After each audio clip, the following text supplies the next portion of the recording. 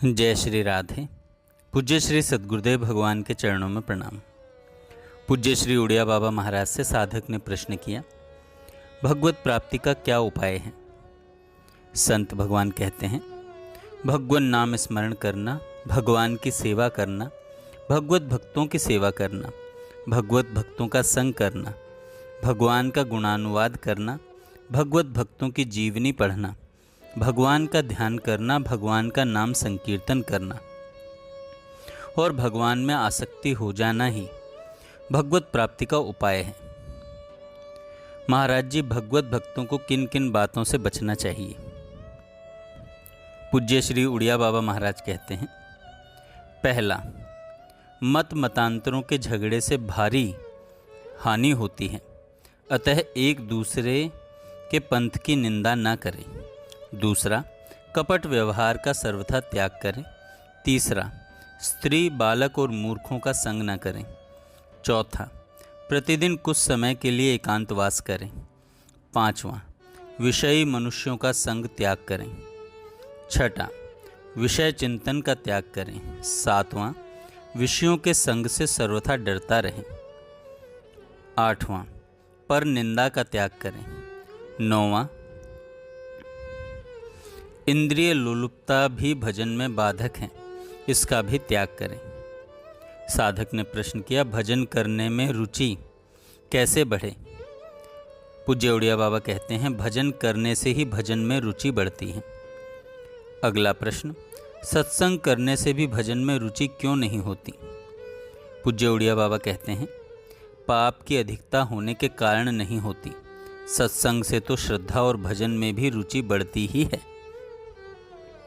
साधक ने प्रश्न किया, कभी कभी तो स्वाभाविक ही भजन में रुचि हो जाती है और कभी चेष्टा करने पर भी नहीं होती, इसमें क्या हेतु है।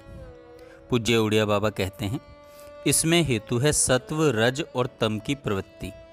मन न लगने पर भी नियम पूर्वक भजन करने से रज और तम की निवृत्ति हो सकती है।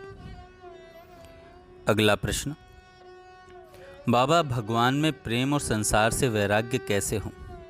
पूज्य उड़िया बाबा कहते हैं, मैं तो संसार से वैराग्य का प्रयत्न करना कमज़ोरी समझता हूँ। भगवान में राग होने से संसार में वैराग्य स्वतः हो ही जाएगा। हमें तो भगवान में राग करने का ही प्रयत्न करना चाहिए। बाबा, भगवान में राग कैसे हो। पूज्य उड़िया बाबा कहते हैं, भगवत चिंतन ही भगवान में राग होने का साधन है। हमें तो भगवान का चिंतन करने का ही प्रयत्न करना चाहिए। बाबा, चिंतन किस प्रकार किया जाए, भगवान नाम का या रूप का। पूज्य उड़िया बाबा कहते हैं, नाम और रूप का साथ साथ चिंतन करना चाहिए। बस भगवान का नाम लेते रहें और रूप देखते रहें।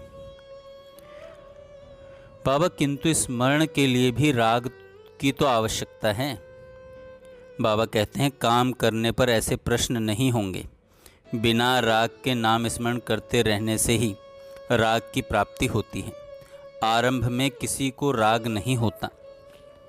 बाबा, स्मरण करते समय भगवान के दर्शन की इच्छा रखें या नहीं।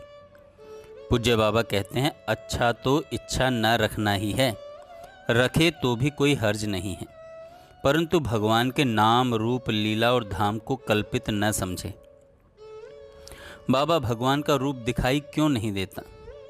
पूज्य बाबा कहते हैं, मंदिर में जाकर देखो क्या है।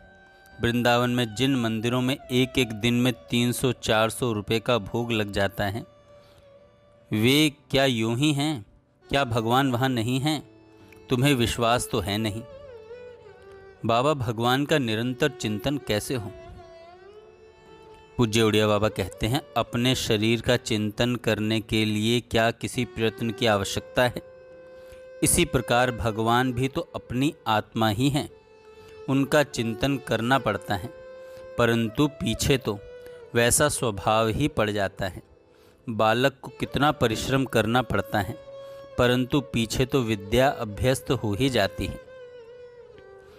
प्रश्न, बाबा, आरंभ में अभ्यास में कैसे प्रवृत्ति होती है। पूज्य बाबा कहते हैं, सत्संग से ही अभ्यास में प्रवृत्ति होती है।